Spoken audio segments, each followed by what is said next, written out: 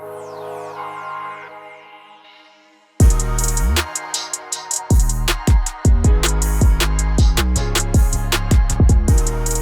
Jordan. What's up, Michael? If you were in New York City tonight, what would you eat for dinner? I would go to an Israeli restaurant called Balabusta. What would you order? It is, I would probably get, obviously, the hummus. And then I'd probably, you know what? I would probably go with some shawarma, just for, I'm thinking for you, like shawarma, but also I would get falafel with it as well. But hummus, falafel, maybe some eggplant, shawarma. I would get that. I feel like you'd like that. What's your runner-up? There's this an amazing, so that would be like a little bit lower cost, but really high quality. On the higher end is another Mediterranean restaurant called Nerai, Nerai. It's more expensive, but it's so freaking good, dude. Yeah. And I would get the salmon. Are you off sushi these days? I had sushi not yesterday, the day before. I thought that would be your go-to. Well, I'm just thinking I still have sushi on a regular basis, but Mediterranean food is a little bit more difficult to come by. Whereas, so the Mediterranean food there is just, there's a lot of like straight up Israeli restaurants there, and Nerai and Balabusta specifically. It's super good. All right. Pick a number 1 through 7. 7. 1, 2, 3, 4, 5, 6, 7. I thought you were gonna do something like O's, like no. Did you the know? Mentalist. Did you know, Jordan, this insane fact? In October of 1994, Pulp Fiction, The Lion King, Jurassic Park, Shawshank Redemption, and Forrest Gump were all in theaters at the same time. That's insane. That's absolutely insane. Mm-hmm. Some of the greatest movies of all time. I've seen like one good new movie in the last 4 years, and those were all in the theater in the same month. Yeah, none of the movies now are good. No. None of the movies made now. They're like, if I watch a good movie, it's from the past. Correct. The only good movie that I remember seeing in the last 4 years is the second Top Gun. Oh, was that good? Mm-hmm. Yeah, it was. There are some good TV shows. You didn't watch Squid Games, did you? I didn't. Bro, I just watched the second season. It's really good. Is it dubbed English? Like the mouths don't match up to the words? Yeah, technically it's dubbed, but you almost like don't even realize it. I tried, I think like 4 times. I watched the first 5 minutes of Squid Games 1 4 times. Bro, you got to give it more of a chance. It's really good. I can't do when the lips don't match up to the words. I just can't do it. Physiologically, I can't. You're like, this isn't how it's supposed to be. Okay. I don't know what it is. My brain just can't. All right, I'm going to pick a number now. You have 3 things for us? No, I've got 1 right now. I'm sure I'll come up with... I gave you a warning. I don't have them written down like you do. I'll come up with more. But I've got more, but I don't have them written down like you do. But, dude, you know what? I've changed my mind. Not even changed my mind, but Is this one of your 3? Yeah. Okay. Yeah. This is one of your 1? No, I've got more. Well, then why can't we do 1, 2, 3? Because they're not written down in a certain order. So if you picked a number, then I would just still be picking a random one because they're not written down in order 1, 2, 3. Fair. Guess what I just ordered on Amazon? A lacrosse ball. I already have numerous lacrosse balls, including one with your brand on it. The OTR yellow lacrosse ball? Yeah, I've got that already. I wonder if any OG listeners have an OTR branded lacrosse ball. That'd be interesting. That would be amazing. What did you order on Amazon? You ordered a new handle to do loaded QL work on your cable machine. It's actually a really funny guess. No, that's not what I ordered. I'd like to keep guessing. Okay, keep guessing. You can give me that hint you were about to give. Do you want the hint, or it's going to give you a pretty big... Yeah, you can give me a big hint. Okay, it's in the fitness realm, but it's not workout equipment. You bought a food scale. That's a great guess, but no, I have a food scale already. You bought the fitness realm, but it's not equipment. Is it apparel? No. Is it nutrition related? Yes. Is it a supplement? Yes. Is it fish oil? No. Is it vitamin D? No. Is it melatonin? No. You bought a supplement off of. Is it a multivitamin? No. Is it a protein powder? Technically, yes. Is it collagen? Yes. There Yes, we it go. is. Yes, There it we go. is. I got collagen. I sat down with the great Alan Aragon for a Let's 2 go. hour and 50-minute podcast. The GOAT, the OG, the At OG. the end of the podcast, he was really excited. He was like, I've been wanting to go that in depth on collagen for a while, and he just hadn't had a chance. He went in depth on collagen protein and really called out a lot of the industry for the nonsense around like the hatred of it, or like the just poo-pooing of it. And he explained on a biological level what it does, and I can't reiterate it, and I haven't checked any of the research, but he's one of those guys there. When he says he's gone into the research, you trust him. I just trust him implicitly. So I just ordered a fuck ton of collagen protein, and it was funny because as I was doing the podcast, Alan was here, his wife was here, and we said to his wife, like, you can sit in and in the room, and she's like, no, I'm gonna distract Alan, or I'm gonna be like coughing, and so she just sat out in the kitchen, and Mitch gave her we have an iPad, so if a guest is here, they can watch the recording while it's being recorded. And so my wife and Alan's wife were watching the podcast, and apparently right when I said I'm gonna have to get some collagen, my wife goes like, we have to get collagen. like he was just talking it up, and he has no affiliations with it whatsoever. I immediately texted Miles from Legion Athletics. I was like, do you guys sell collagen protein? He's like, no. I was like, well, I just got off a podcast with Alan. You guys need to start selling it immediately.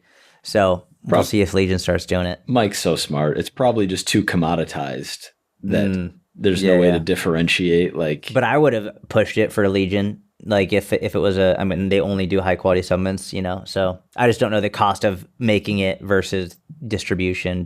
I feel like I remember him saying something on a podcast a while back about why they don't sell straight creatine and instead included it like within another product. And that's actually genius. Because they can't compete on margin with these big companies on. There's like no way to differentiate creatine monohydrate. I mean, companies are trying to do it now with gummies and like weird gimmicky stuff so they can drive margins. But protein powder, you can compete because you have these innovative flavors and textures. But when it's something as basic as like a creatine monohydrate, and I would assume collagen powder falls under there, these companies that have massive economies of scale, you're just not going to. That makes sense. I didn't even think about that. That makes total sense. Well, good. Yeah. I'm glad my intuition from 2000 and it actually wasn't intuition. I was basing it off of one or two studies of type 2 undenatured collagen powder. Are you not giving me credit for being 5 years ahead on this? Or did you forget that I've been taking collagen forever? Wait, I did forget you've been taking it. I know that you've always said like it should count towards your protein. It was in my pre-workout for 4 years. I completely forgot that. No, you didn't. No, you didn't. Beet juice, collagen, like I remember the beet juice. You've asked me about it 3 to 5 times on this podcast. You're like, why do you take collagen again in like 2022, 2023? You probably saw all these smart people in the industry being like, collagen sucks. And I was continually taking collagen. You're like, why are you taking collagen again? And now here we are. I completely forgot that you're taking collagen. In 2025. It's okay. When you're off social media and you're not listening to when you're not just caught up in the herd and the consensus, but you act from first principles, when you're out seeking your own information, when you're reading books and articles and not just the newest reel from whatever gimmicky fitness account, you get an underlying understanding of truth that I think a lot of people are missing in today's day and age. Amen. We need more Alan Aragons. We need more Alan Aragons, and we need less of everyone else. That's what we need. Agreed. That's exactly right. Completely agree. What kind of collagen do you take? The same one I've been buying on it. You know what? This will be fun. This will be really fun, actually. You're gonna look at the first time you ordered it, but which one is it? Vital Proteins? It's got a cow on it. No, it's got a cow on it. All right, 2021, not bad. Dude, it's amazing. It's 5 years, 4 years. That seems right. In COVID, during COVID, you were like, shit, my skin. No, it's I've never done it for skin. And then you always say this. You're like, oh, for skin, right? No, I haven't had a skin issue since I was 18. A lot of the research around joint health and soft tissue, skin, hair, and nail. I'm like, if we're gonna talk about aesthetics, we don't even need to go down that route. All right, Jordan's on the collagen bandwagon. How much do you take? 5 grams, 10 grams, 15 grams? I think one scoop is either 11 or 12 grams, and I just put one scoop in. Nice. Sick. Pick another number. I knew. One, I don't know. 1, 2, 3, 4. Dude, you said the smartest money thing to me you've ever said the other day. Oh, I know exactly what you're talking about because I've replayed this in my head many times. I felt like, oh yeah. Did I tell you at the time it was really smart? You said something to the effect of that was really smart. Like that's a really good way of looking at it. And when I say something related to finances that you say, wow, that was a really like smart way of looking at it, that will forever be imprinted on my brain as a really great moment in my life. It was. We were talking about Trump's big beautiful bill and the tax implications in it. And I am not deep in it, but what I did see was that the increased standard deduction is being upheld through 2028 or 2029. So the standard deduction is the amount that everyone gets to write off against their income to reduce the amount of taxes they pay each year. And so having a higher standard deduction means a bigger quote unquote write-off to offset income. So it's tax savings essentially, but a standard deduction for someone who's self-employed with their own business usually isn't beneficial because we itemize deductions. Mm-hmm. So if you're a personal trainer and you're traveling to St. Louis to go to a fitness conference, the cost of your flight, your hotel, your food, etc., that's all a write-off. If you join a business course or get a certification or something to help you become a better coach or personal trainer, that's a write-off. All of these things, any business travel you're doing, that's a write-off. Those are called itemized deductions. And you add them all up, and usually they're greater than the standard deduction. So you can take the larger part of the standard deduction or your itemized deduction if they're bigger than the standard deduction and write them off against your income. I said to you basically, yeah, the tax benefit of the bill is keeping the standard deduction higher, which doesn't really affect us because we itemize. And you said, yes, but something to the effect of if everyone has greater tax savings, then they have more disposable income that they can spend, which is going to be good for our businesses because then they can buy our products or services. And that like income thinking, it was a thought that hadn't even crossed my mind. I'm ashamed to say, but yeah, head nod to Jordan. Let's go, baby. Well Let's done. go. Yeah, well man. Done. Yeah. And did the bill pass? Did the bill go through? I don't know. The last thing I heard was Polymarket had it at like a 98% chance of passing. Okay. I don't know. I'm so checked out of politics outside of this Epstein stuff. Oh my gosh, dude. Holy shit. That's fucking crazy. Crazy. But I think it either passed or is passing.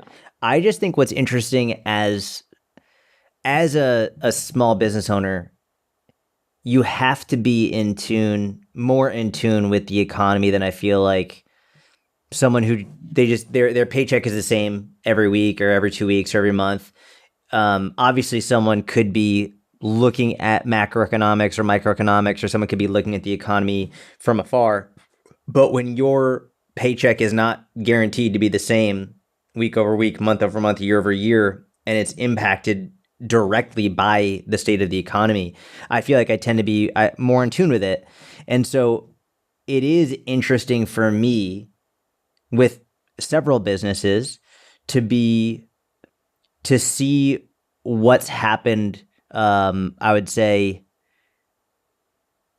I don't know, but from 2022 to 2024, 2025 and then within the first 6-7 months of 2025. Like it's I will say there were, just on my end alone, it does appear as though, and actually it's not even just in the US, it's actually really interesting now that I think about it. During that 22 to 24 or even essentially 25 timeframe, a lot of Canadians were really struggling with inner circle payments. Just the Canadian economy relative to the dollar isn't the best. But since, I would say, over the last 6-7 months, at least in the U.S., there's been a huge influx of jobs. Jobs have gone up dramatically. Inflation is down dramatically. The market is ripping. And just data-wise, looking at the numbers across business, it is very interesting to see significant improvements.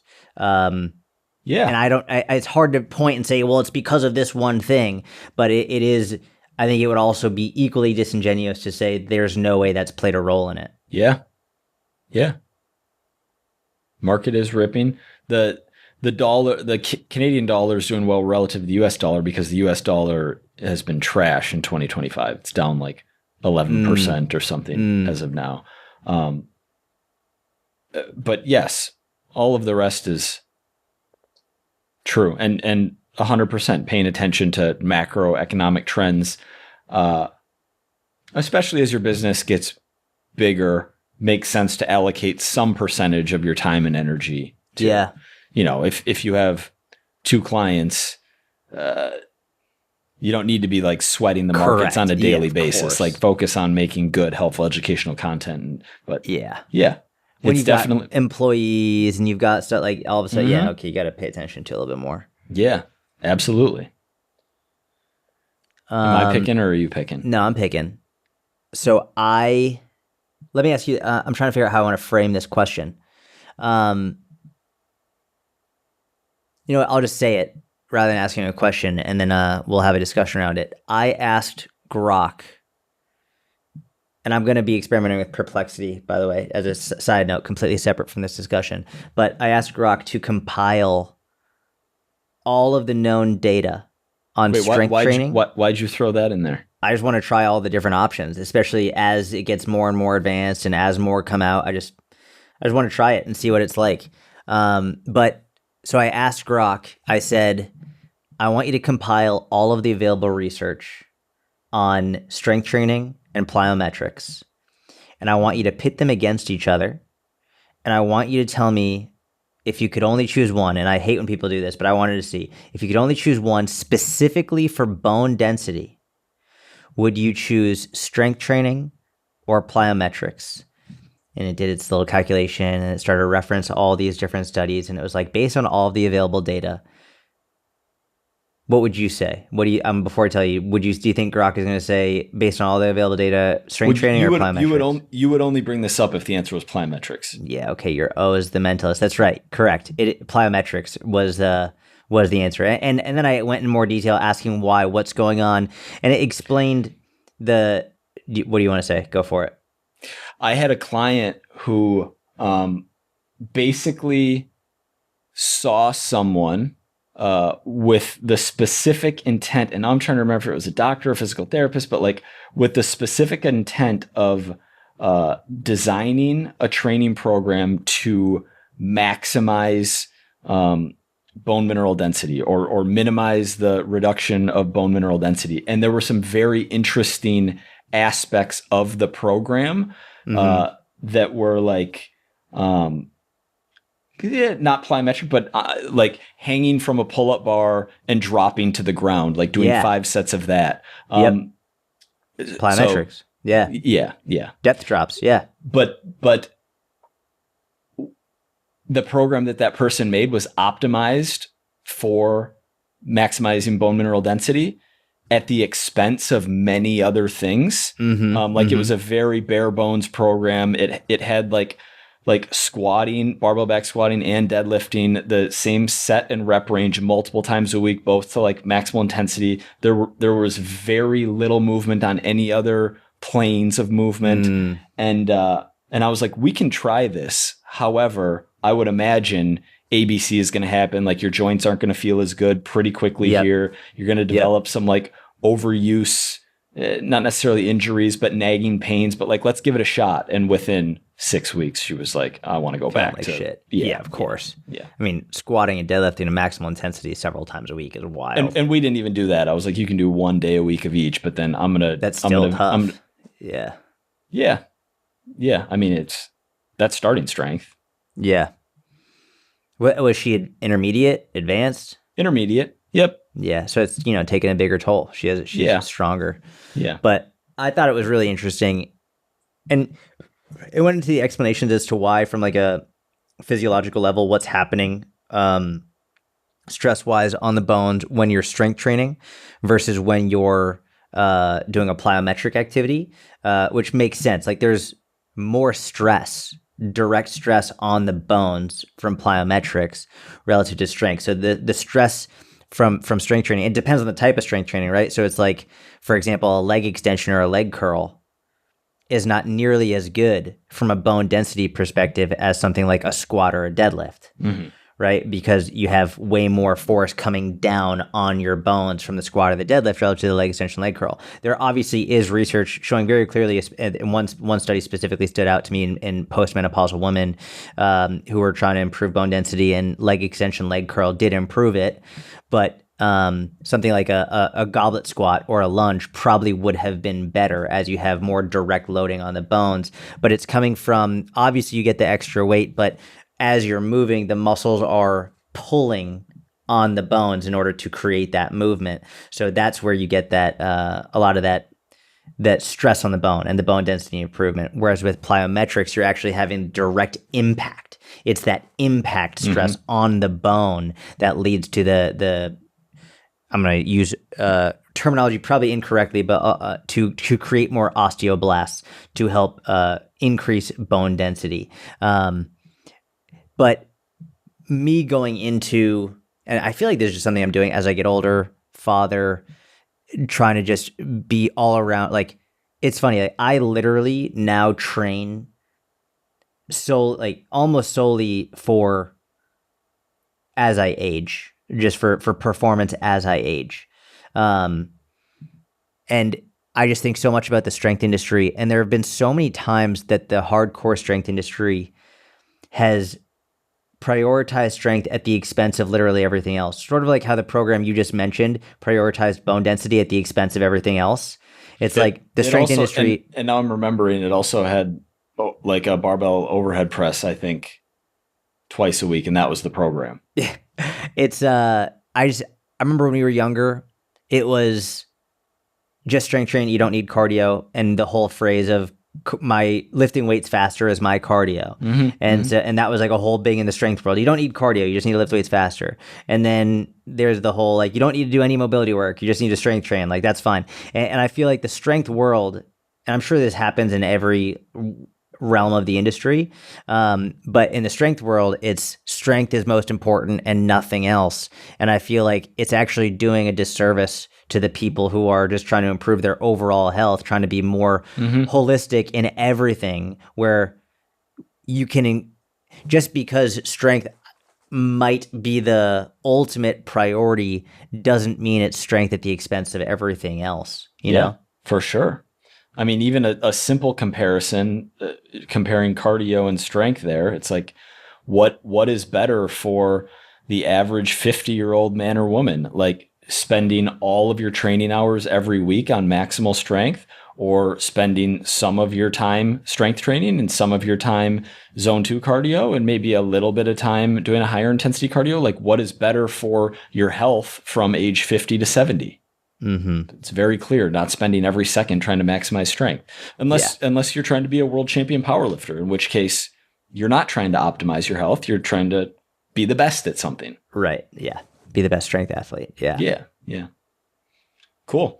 So incorporating some plyometrics is something that you're advocating for bone mineral density. Well, yeah, but then obviously, like, I'm not going to have someone who's 300 pounds and hasn't exercised at all. I'm not going to have them start off with plyometrics, but I would say once you're past the intermediate or once you're past the beginner stage and you're in an appropriate weight range, that's when I would start doing it. Because the other side of it is, if you look at people who are chronically overweight, they actually do end up having significantly better bone mineral density. Yeah, because they have more stress on their bones. So there's no need to stress the muscles and tendons and ligaments. Yeah, exactly. Yep. Just fucking lose the weight, and then we can get that stress back through plyos. But first, you got to lose the weight. Yeah, and starting with a very basic plyometric program or a very low volume of plyometrics, not diving in head first. Yeah, it's not even like a whole plyometric program. It's just one exercise working a couple times a week. Exactly. Yeah, just as part of the warm up. Yeah.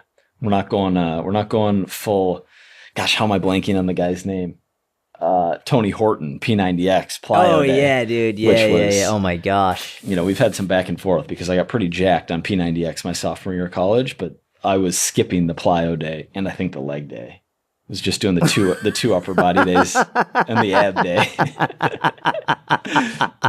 And the leg day. The leg day it was legs and back, and you're supersetting like Bulgarian split squats with like pull-ups to failure for many sets. Like it was just, oh my gosh, it was brutal. Yeah. That's devastating. Effective, but a little too much. Okay. Good job. Good. Let's all recognize Jordan bringing two things to the pod right there. That was awesome. One, a heuristic to determine if you're on the right track in life. Do you admire the person 1/2/3 levels ahead of you? So someone said something that made me, they were talking about a job that they hated. And we don't need to go super in depth on this. We talked about quitting your 9 to 5 last week, but they were talking about, they hated their job. And they were thinking, I don't want to be like my boss. I don't want my boss's life. I don't want my boss's job, salary, lifestyle, etc. I don't want that. And it made me think back to public accounting. And I had a boss who I felt similarly about, where it was like, nice guy, really hard worker. But I remember him telling me, yeah, every vacation I've been on for the last like 5 years, I've been sick on every vacation because before the vacation, I work 100 hours a week to get my work done ahead of time because that's what the partner wants before the vacation, so I don't miss anything, but I burn myself out and then I'm sick on vacation. And so I spend the whole vacation in my hotel room because I'm just sick. And it's been literally every vacation for 5 years. Anyway, a helpful heuristic to do I want to be doing this is, do you possess admiration or like, do you respect or want or like the lifestyle of the people just a couple rungs ahead of you on that path? I've thought that about, looking at JC Dean's blog back in the day and seeing what he was offering in like 2012 and thinking, oh, that would be really cool to sell a workout program. Like I would love to do something in the online fitness space. And I've had it reflected back to me like, I watched your vlogs, Mike, and it made me want to move to New York and get a job and start working in fitness. I thought it'd be cool. So a helpful heuristic. Yeah, I like that. It's a heuristic that you've got to be very cautious with from the perspective of I think you have to, the best is if you actually know the person and not just go off of what you see them posting on social media, right? Because it's one thing to like the idea of what they're presenting their life as like. It's another thing to actually know them and to see what their life is truly like. And I'm just cautious with the people who make it appear as though their whole life is just a movie and it's just everything is great. Everything is they're a rock star. They're just the coolest person. They've got all the best. But then you meet them in person and you're like, oh, you're actually psychotic. Like this is, you aren't happy. You are a poison in everyone's life. Yeah. And that's a good point. They either need to be quite authentic or you need to know them personally. Yeah, exactly. That's, I completely agree.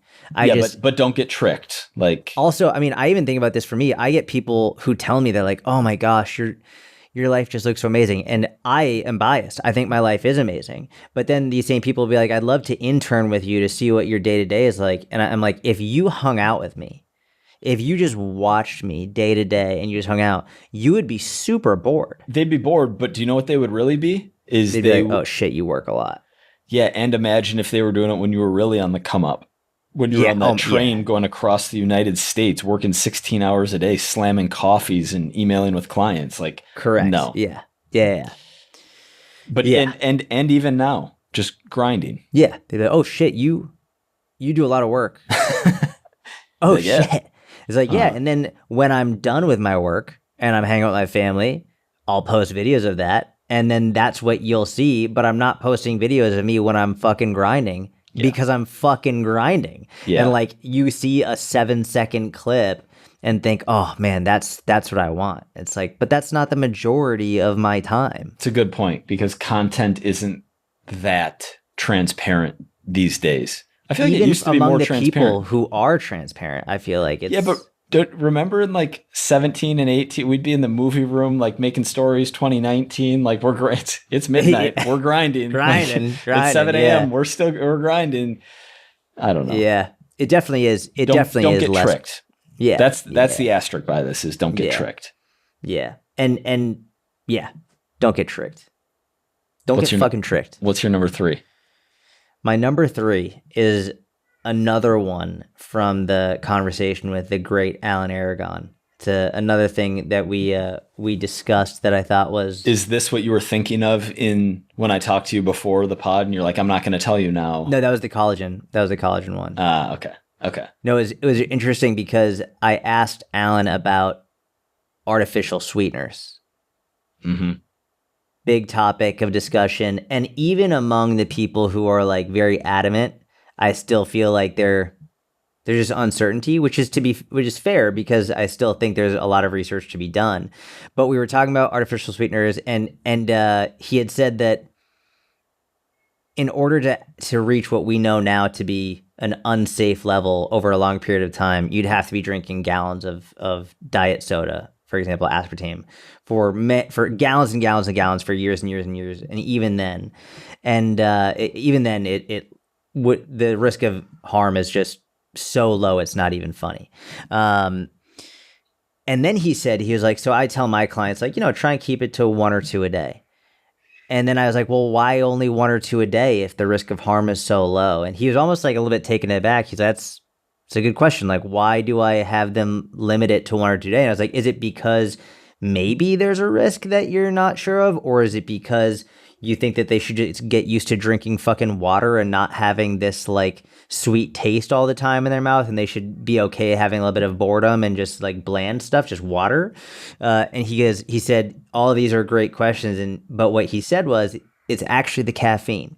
He's like, you see people who are drinking 6, 7, 8, 9, 10 of these a day, and they're having coffee. And then sometimes these people are having pre-workout as well.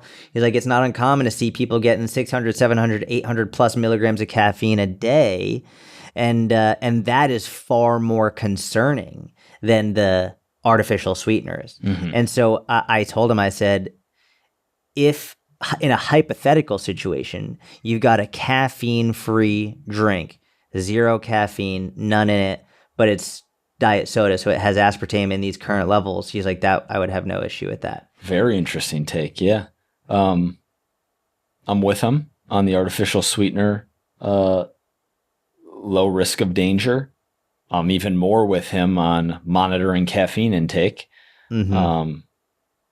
I think it's a under discussed point perhaps because some people do treat diet soda as their like main source of hydration. Mm-hmm. And you think, oh, diet soda, it's not like a shot of espresso or a energy drink or something pre-workout where you're getting 200, 300, 400 milligrams of caffeine. It's like 35 milligrams in a 12-ounce can of Diet Coke or give or take a few. But it's like, that's not going to do any damage. But if you're drinking a 2 liter a day, and some people legitimately do, the caffeine does add up. And so that's important to pay attention to. Mm-hmm. I like that he brought that up. Yeah, I did as well. I like that a lot. Good job with your 3 things, Jordan. Thanks, brother. Jordan came in with one thing, and then he was like, and I have an infinite list of what I talked to Alan about on the podcast. It's fresh on my mind, so I will dig into that well of things. But hey, they made for pretty good things. All right, I'm actually going to pick the one here. We're going to go with 5 because this translates really well from what you just said, which is something you struggled with at one point, and you made a conscious effort to nip in the bud. And you did. I remember 2, 3, 4 years ago at one point. Do you have any idea where I'm going with this? Dude, I have no clue. Where's your fear level, 1 to 100? Oh, it's low. 6. Nice. I love that. You were like, I just feel like I'm reaching for a Diet Coke more than I want to be, and like treating it kind of like water at sometimes. Yep. And I'd rather just be able to drink water and not have a Diet Coke.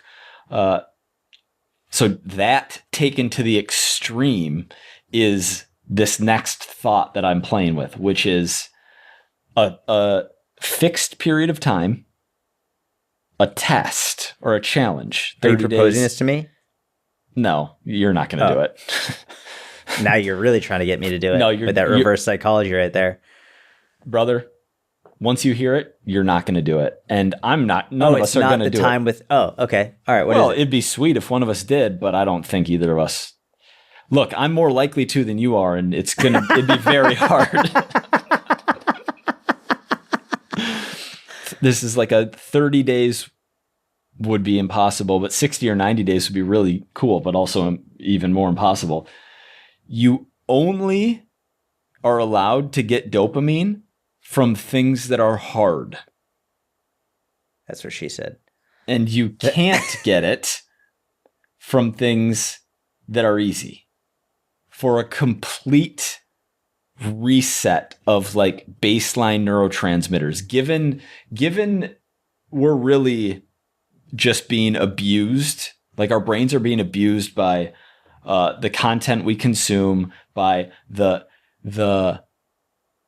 endless list of potential impulsive pleasures available to us constantly in this day and age, which is brand new in terms of all of human life, right? It's like last 100 years phenomenon, and it's accelerating at such a rapid. Vertical video didn't exist pre-COVID. Yeah. Like within the last 10 years, we used to not really have algorithms. I mean, technically they were algorithms, but it was a chronological feed of the people you followed. There wasn't these platforms weren't optimized for keeping your attention on them for hours at a time. And Jordan's actually very impressive. Jordan might think he spends time on social media, but he's in his DMs. He's creating every single day. Like Jordan's kind of an anomaly. I know plenty of like 16 to 24-year-olds who legitimately doom scroll for 4 to 8 hours per day, who aren't producing anything, who are legit just deep doom scroll 4 to 8 hours per day. The processed food, porn, dessert, like there are so many places where dopamine is, and I'm using dopamine as a catch-all, not like a super scientific term here, but it would be an interesting 30-day challenge to no TV. No TV? I was going to ask, like no documentaries or something? No movies. Yeah, documentary, you could maybe get in there, but like reading a book allowed. Cold plunging allowed. Yeah, I would say audiobook is allowed. Working out is a big one that's allowed, like getting endorphins, doing cardio, strength training. I actually don't like the like 30 days zero, like quote unquote delicious foods or like dessert foods because that goes against what I believe in terms of nutrition philosophy. But for this dopamine challenge, you get a lot of dopamine. Maybe you got to throw it in there. That's like your dopamine fix. No. Not really. Okay. Way more social media than dopamine. Really? Yeah, but I am on day 6 of Monday 6 of no more than scrolling for 5 minutes at a time. Oh, that's amazing. Well, yeah, can you like? Do you ever cheat X the system? Out and go right back in? No, I don't. Thought about it, but I haven't done that. That just seems immoral and against like the ethos of the experiment. We could make a comprehensive list, which would be interesting, of hard, you can bucket it hard dopamine versus easy dopamine. Yeah, I think it would be fascinating. I think there's really something to the impact that it could have on the brain. I don't know if it's sustainable because, think about food environment, but then you got to combine technology environment. You got to combine all of these places where it's easy to get cheap feel good. Mhm. It'd be interesting. Would would you be able to? Would I be able to have Diet Coke on that? No, I think I would categorize caffeine in the substances, like no alcohol. Really? Yeah, drugs, alcohol. I think I would throw caffeine in there for like this hardcore 30-day. Remember when like dopamine detox was cool? I guess this is kind of what they were getting after. Video games, porn, like masturbation, all of these like. I'm more concerned with the caffeine. That's But I wasn't trying to say that you were more concerned with the latter part of the list. Yeah. wow. Yeah, I'm Fine. definitely not. We can put caffeine on there. Caffeine's low, but I would be but more I'm, likely to do this if I could have a Diet Coke a day. I'm just actually trying to think of what like definitionally would be cheap versus hard dopamine. Oh yeah. Okay. Well, yeah. So I mean, that's why the first thought was TV, like a documentary. Yeah, but a documentary 40 years ago is like super enjoyable. Movies. Have you seen the content around like, when I really want to punish myself and do something difficult, I sit down and watch a movie. And like, I don't even scroll on my phone. I just watch a movie. Feels like writing an essay 20 years ago. Because it is we're all, and everyone listening can relate. You're pulling your phone out mid-movie and watching reels because one thing can't keep your attention because your brain even is just broken. communicating. It's like, how about you just stop communicating for 2.5 hours? Yeah. That's actually, I don't know where that would go. Like conversation in person, you have to be able to text, but. When was the last time you went to the movie theater? My dad and I saw the Batman with Robert the guy from Twilight. Yeah. When was that? Whenever it came out, 2 years ago. Did people have their phones out texting throughout the movie? I don't know. It's dark and I'm not looking around. I really don't know. Because that would infuriate me. Because I haven't been to a movie theater in I have no idea how long. But I remember growing up, going to movie theaters, people wouldn't have their phones out because there was no like, what are you going to do? Play Snake on your Nokia? Mm-hmm. It's like people weren't doing that in movies back then. But I would imagine now with texting, a lot of people have their fucking phones out. That would drive me insane. Yeah, especially if you can see it and if the light is distracting. Yeah. Yeah. We should do it. I would do a version of it. I wouldn't do it the way that you outlined it. If I was going to do this, number one, it wouldn't be a month. I would start with a day. You're like, no, it's got to be a month. Soft. Well, You're not even going to do it. I don't think. I just don't think you're rewiring anything in a day. I don't think you're resetting your baseline in a day. And by the way, the experiment might not be worth doing at all because, like, what's the point in resetting your baseline Just to go back to if you're just going to dive back into this pool of like virtual cocaine? Yeah. No, I would have to do it with. I mean, getting off social media just isn't really an option at this point. Yeah, I'm not asking you to do it. I just think it would be a cool. You know what it really was? I thought, what would happen if, like, how would this change my day-to-day life if I only got my feel-good neurotransmitters from things that were difficult and good for me instead of got it from things that were cheap, easy, and bad for me? It'd feel amazing. Yeah. It would feel every day would be so much slower. Yeah, which I think would lead to boredom, which would lead to like the craving.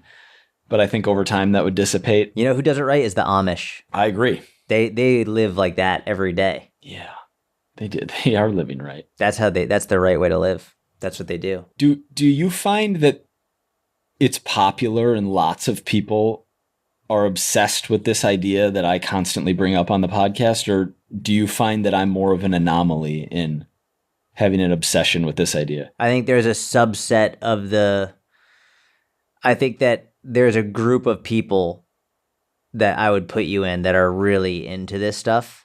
I don't think it's super common, but like I do see these people online, which I always find ironic.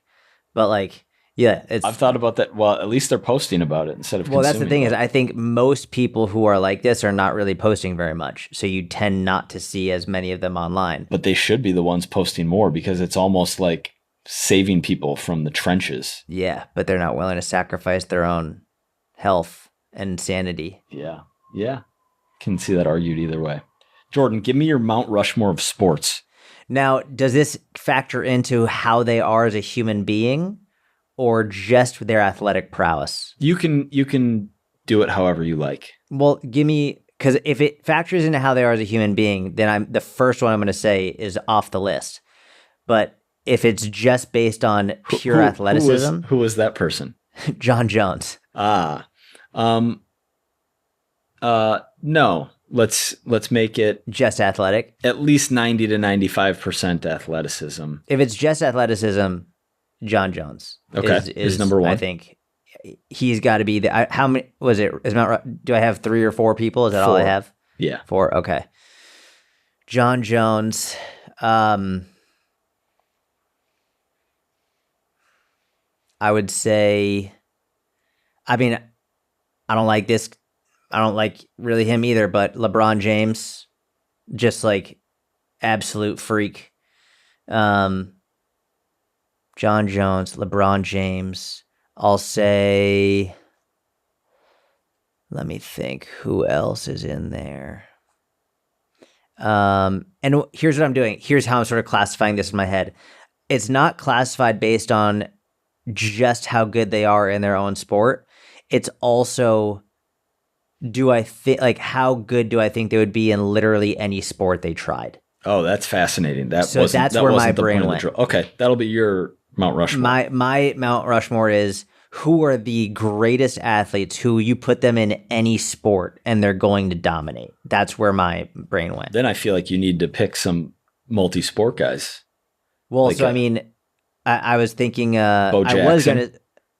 Yep. Well, I was. Part of me was gonna say Michael Jordan because he played baseball, but he just wasn't really good at baseball. And also, obviously, a freak athlete, and I think the greatest basketball player of all time. But like in terms of the greatest basketball player of all time, 100% the greatest basketball player of all time. I'm just thinking you put Michael Jordan at his peak versus LeBron James at his peak in any sport. Like I think you could put LeBron James in MMA, and he would. I agree, but it's hard to compare eras. Of course, I completely agree. So anyway, game's different, competition's different, technology's different. We'll go John Jones, LeBron James. Who I'm going to say George St. Pierre, and he would be on there. He would be on there even if especially like also good human beings. Yeah, he'd be on there too. Yeah, just like he's like the model athlete. And then Alexander Ovechkin. Sweet. What about you? Jordan, Brady, Gretzky, Tiger. Oh, yeah. They're just like the greatest of their sports. Yeah. Yeah, they're the greatest of their sports without question. Yeah. Yeah. Completely agree with that. Yeah. With some like Jordan LeBron, I understand. Tiger Jack, I understand. No, I don't even think Jordan LeBron it shouldn't even be a fucking debate. Jordan is the greatest ball player of all time, for sure. I agree. But it's a debate. And then you can mix in I also just bias towards like the big 4 sports. I kind of knew you would throw some MMA in there. What if you had to pick people just based on my metric? All right, give me yours. That they could dominate other sports and slash how they are as a human being gets factored into. No, not how they are as a human being. Because if it was human being, I would take GSPs, a couple of those people off. Yeah. So it's almost just like freak athleticism. Yeah, freak athleticism. Yeah, the freakiest athletes of all time. Dude, I don't know.